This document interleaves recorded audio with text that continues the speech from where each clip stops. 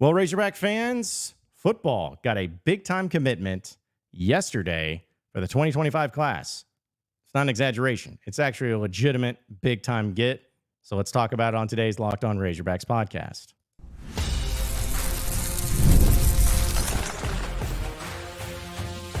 You are Locked On Razorbacks, your daily podcast on the Arkansas Razorbacks. Part of the Locked On Podcast Network, your team every day. And welcome into Locked On Razorbacks podcast. I am your host, John Nabors, and it is always great to talk with each and every one of you here on the Locked On Razorbacks podcast as it's officially July. We're about to get close to July 4th. I guess it's July 4th Eve. I don't know if that's an actual holiday, Independence Day Eve. Doesn't matter, but it's that. So we will be doing at least I believe so, we'll be doing an episode, July 4th episode. Yeah, we'll be doing one. So, but just a reminder, today's episode is brought to you by Gametime. Download the Gametime app, create an account, and use code LOCKEDONCollege for $20 off your first purchase. Terms do apply. Hope everybody's having a wonderful, wonderful Wednesday as we got a few things to talk about, especially with the big-time commitment that Arkansas was able to get. And here's the thing. We've talked recruiting and additions and everything in basketball, and all those have been huge. And then we talk about baseball and the transfer portal and a lot of the guys that are coming in on Dave Van Horn's squad, which has also been huge. But football, it's kind of been, here's a lineman here. And, we talked about, I guess, earlier this week of Bear McWhorter decommitting. So it hasn't had a whole lot of crazy, wild stories for the football side of things. But there's no doubt that Arkansas was able to get not only a big-time commitment, but a shocking commitment as Tavion Wallace, who is a linebacker out of the state of Georgia from Jessup, Georgia, officially announces his commitment to Arkansas. He's 6'1", 215 pounds. He's a top 100 linebacker, and he chose Arkansas over the heavy favorite Florida State, as well as Florida, Georgia, LSU, and several others. So if that doesn't give you an idea of what the name looks like, when you see, again, he's a bona fide four-star, a high four-star. He is, according to 24/7 Sports, folks, he's the number 3 linebacker in the country. He's the number 36 player overall, the number 3 linebacker in the country, and he's going to Arkansas. So huge get. In fact, I'm looking at 24/7 Sports right now. Their lead experts, which this is not hating on their lead experts at all. So don't misconstrue. The experts almost always get it right. Whenever they have their crystal ball predictions, they almost always get it right. And for 24/7 Sports, Zach Blostein had 100% for him to be going to Florida State. He was a lead expert. He had been covering him, and that's how confident that he was.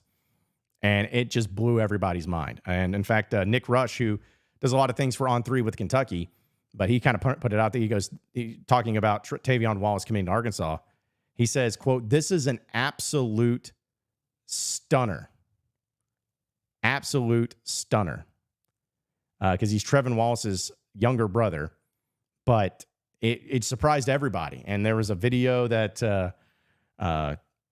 the coaching staff for Arkansas put up of their excitement and everything. Travis Williams was kind of the main one. He went nuts, which I would too. But Travis Williams is the one that recruited, apparently, his older brother, Trevin, as part of the 2021 class. And so this is, again, a huge get for Arkansas. And now he's the 16th commitment for the 2025 cycle. And also I was looking at, I think it may have been 24/7 Sports, and maybe it was Rivals, but still it's like it was On3. Yeah, it was On3. They gave Arkansas a 1% chance. Like Florida State was in the 90 percentile. Florida was at 2.5%. Georgia was at 1.6%. Arkansas was 1%, and then boom. He decided to commit to Arkansas. Just, again, outstanding stuff.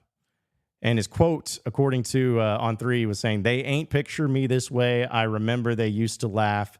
Go Hogs." I don't know what all that means, but it sounds great because he ends it with "Go Hogs," and Arkansas gets a big one. So kudos to Travis Williams, Sam Pittman, and Arkansas. Because this was the thing we've talked about. How much of the recruiting are you really being involved in? How much efforts are you putting into the recruiting? How much are you getting after it, knowing that this year is kind of an up in the air situation. This is a big boy get. This is a big boy get. And I always love the kids from the state of Arkansas, but it always impresses me more whenever you're able to get a high-level player outside the state of Arkansas.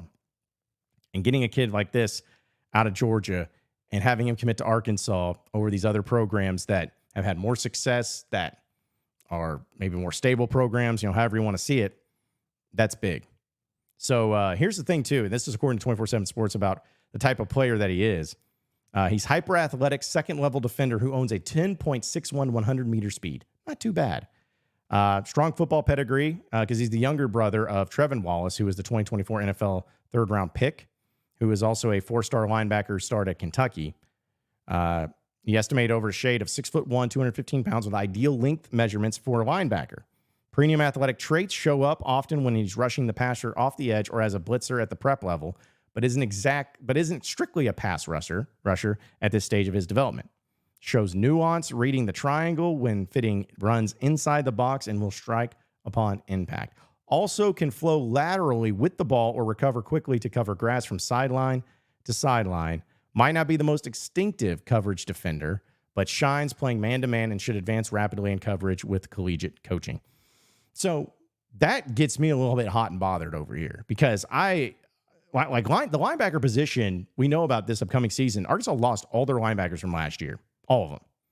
And they didn't replace the linebackers with a whole lot. Like Xavion Sorey was great as a replacement, the transfer from Georgia, which was all nice and great and wonderful.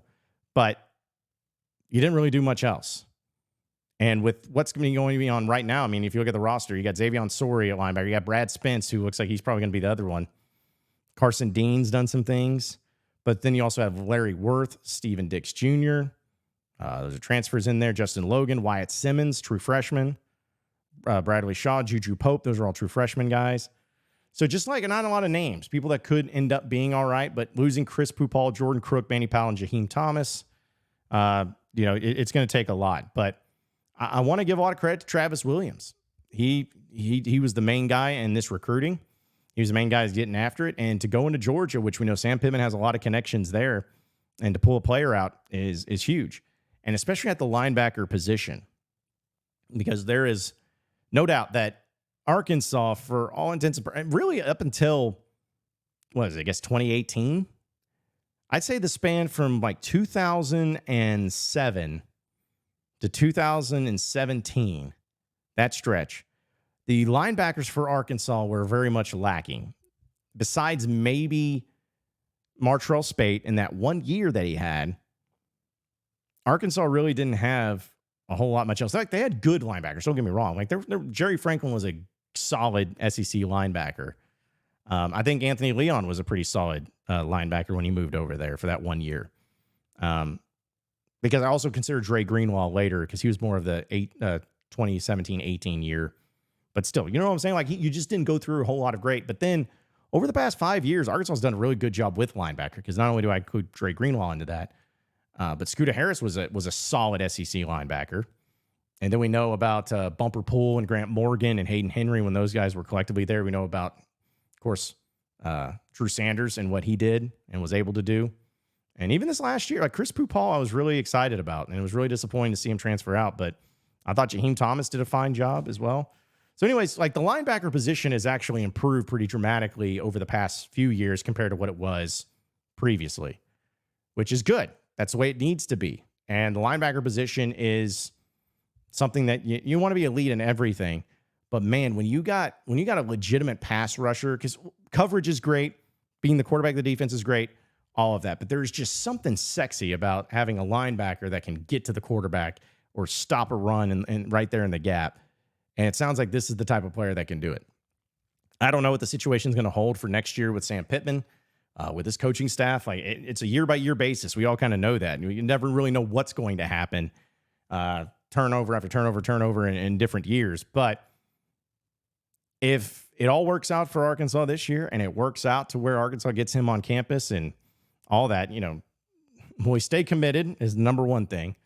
Will he make it to campus is another thing. Will he, of course, not transfer after his freshman year? That's another thing. Like it's almost hard to get excited about it, where I'm excited about the idea of it. I'm excited about the idea of adding a big time linebacker, but I'm also trying to live in a reality of like, hey, you can be excited about it, but tomorrow it could all come to an end, or it could leave and it could just be gone. Like, excitement only goes so far, especially for a player like this. But give a lot of props and a lot of credit.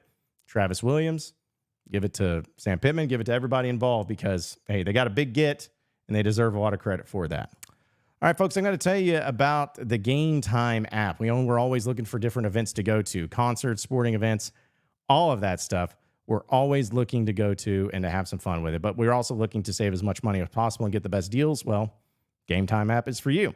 You may be going to some baseball games this year. Maybe you're going to some concerts this year. Maybe you're going to some comedy shows. No matter what it is, you got to get tickets for it. And you want to be able to get the best deal, so use the Gametime app. They have last-minute deals where you can save up to 60% off buying last minute for sports, concerts, comedy, theater, everything.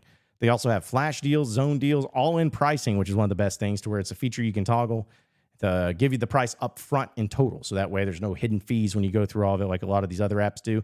And they also have the lowest price guarantee, or Gametime will credit you 110% of the difference. That's how much they guarantee it. Whatever the difference is, they'll credit you 110%, and they're always going to make sure they are the cheapest tickets out there for the best value. So take the guesswork out of buying MLB tickets this year with Gametime. Download the Gametime app, create an account, and use code LOCKEDONCollege for $20 off your very first purchase. Terms apply. Again, create an account and redeem code LOCKEDONCOLLEGE for $20 off. Download Gametime app today. Last minute tickets, lowest price guaranteed.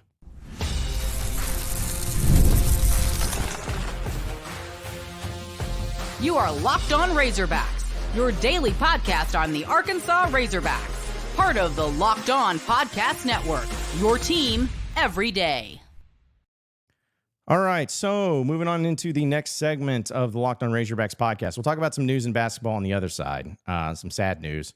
But I did get a little bit excited, though, when seeing the Razorback basketball team. When they post videos and they post things to kind of get you pumped up and excited about things, it's that way. And like seeing Calipari in practice and talking to the team and the way that he did and in the fashion that he did, like I said, it got me pumped up. It got me pumped up. And he's talking about, the work ethic and, you being here and, what's expected of you. We got to see the highlights of, Big Z getting dunked on by Adu Thiero, but also Big Z having a big block. So people were, making sure that he was okay. But just continuing to see like these clips and these videos and these behind the scenes is awesome. And I'm hopeful for it. I don't know if it's going to happen for sure, but I'm hopeful that the media will get a chance to see some of the practices here very soon. And who knows, maybe it could be sooner than we think. But it has been so cool to see how different it is. Because that's the biggest key with coaches. And when you have new coaches and new coaches you're especially excited about, it changes your whole mentality of like, all right, I got so used to this way. Now it's going to be this way, and you have to adapt. I remember Mike Anderson being here for 8 years.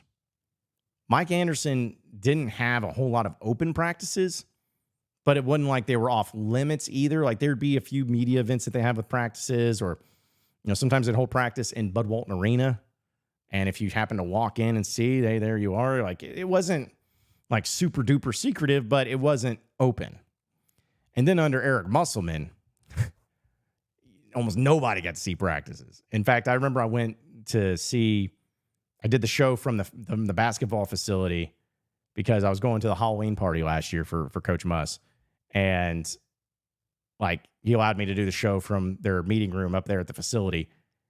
And I was like, almost like didn't even want to look down at the practice that they were doing, because I'm like, I know how he feels about it. So I would always peek in. I heard some things being said. Oh man, they were, can't say them on this program. They were nasty. But either way, that's just how he handled it. And it's not wrong. Like, so don't misconstrue it. I'm not saying that it's wrong in the way that Anderson handled it or Muss handled it. It's just different. And then with Cal, from what I understand, is like he's pretty open with his practices. Does that mean he's going to be open all the time? Does that mean fans can see it? Does it just mean media can see it? I don't really know. I don't know the protocol yet, but I like the openness of it because it's fun to see it in the background and see how things are going. And even if it's not like practices during the season, like I'm not even expecting that, but just, like fall camp, for instance, fall camp in spring ball, we get to go to so many practices and see what's going on. It's nice. It's beautiful. And we get to talk about it. We get to report on it and convey the message to all of you and say, hey, this is what we saw. This is what was good. This is what didn't. And so I would hope, and I kind of am hoping for basketball to kind of do the same thing. I'm not expecting a practice every single day that we get to go to, but when you're leading up into the season, what's the harm in it? What's the harm in just going out there and be like, yeah, hey, listen, we're gonna do this and we're gonna have some fun with it. Like, I don't see anything wrong with that at all. And just running drills. And if you get mad at the players, get mad at the players. Like, just say, hey, don't report any of the words you hear. Don't report of who's getting screamed at. Just report the facts. Report the games and then the points and the plays and the highlights. Just report that. I'm fine with it. I'll shut up. I won't say nothing. I'll just wait for it. So, anyways, I'm hoping that's the case. I'm hoping it's more open, but until we actually have an idea of what's going to be going down with old Coach Gal, we're just going to have to wait and see. So we'll talk about some other basketball news on the other side of the break, so stay with us here on the Locked On Razorbacks podcast.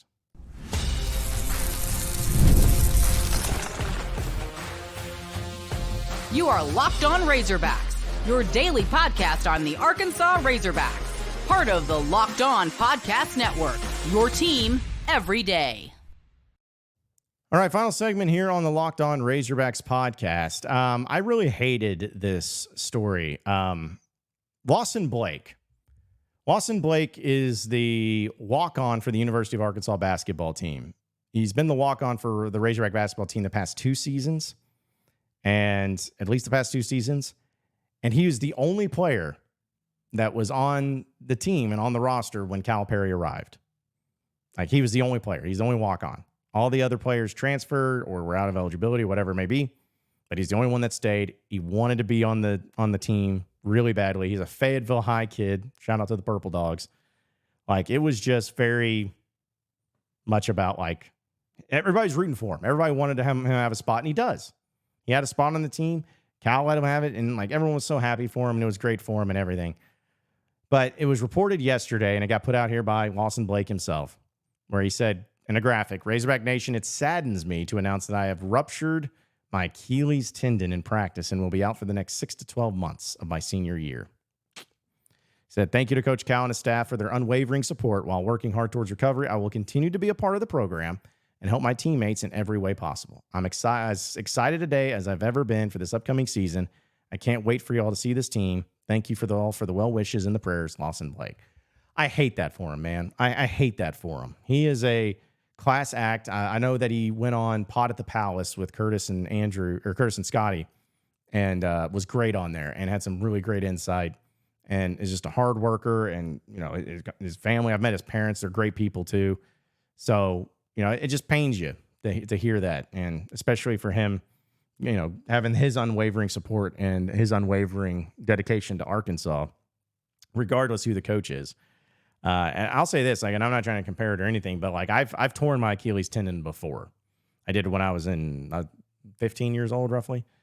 And it sucks. It sucks balls. And so I can't, because people don't realize it. Your leg's dead. When you do something to your Achilles, you cannot use your leg. It's done. You can use your knee a little bit, but what I'm saying is you can't put any pressure on it. Can't do anything with it. It's done for. So it's not an easy process, and it's 6 to 12 months, is really unfortunate, but that's about the stretch it takes. And so I hate it for him, and hopefully he's able to recover. And who knows, maybe that's something to where he can help the team out in different ways this year. Maybe he wants to be a coach at some point in time, or maybe he gets another year to come back. He has a injury redshirt year and is able to return the next season and maybe be a walk-on that way too. I don't really know what's in store for him, but again, I hate it for him. To all he went through, the craziness that he went through of there was a stretch where he was showing up to the facility. There was no coaches and there were no players. It was just him. It's him and Ronnie Brewer were the only ones. He was just all right, so what do you want to do? You want to shoot around? Sure. So that's pretty much what they did. So wishing you a speedy recovery, Lawson Blake, man. Hopefully you get through it, and hopefully you can still find ways to really help out the team. But Razorback fans I know they're all going to support you and everything too. So hopefully find a way to power through it and make it happen, and hopefully get to see you back on the Razorback floor here very soon. Appreciate everybody listening in to Locked On Razorbacks podcast. Be sure to like and subscribe to the podcast on iTunes or on Google Play. You can also get after me on Twitter at John Nabors Show for any questions, comments, concerns that you may have. We'll keep it going from there. Same podcast time, same podcast channel. Tomorrow afternoon. Have a great day, everybody. We'll see you then.